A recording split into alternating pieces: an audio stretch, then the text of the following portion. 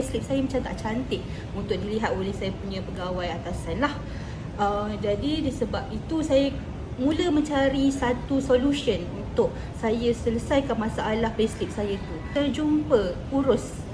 Jadi saya macam tertanya, urus ni buat apa Puan Haza ni lah, dia respon pada saya punya Facebook komen tu.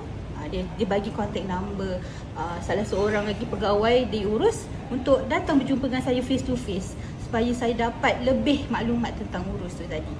So bila saya berjumpa dengan Cik Faiz tu, dia terangkan satu persatu apa yang urus boleh buat untuk bantu saya settlekan masalah payslip, potongan payslip saya tu, dan juga dia boleh tambah lagi saya punya simpanan daripada loan yang saya buat tu.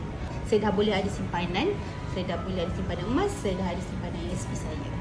Yang kebaikan yang sekarang ni ya, itulah. Sebelum ni saya tak boleh buat pun simpanan tu. Sebab sebelum ni saya tak ada pun simpanan. Alhamdulillah sekarang saya dah ada, mula start menyimpan dalam emas dan juga ASP lah.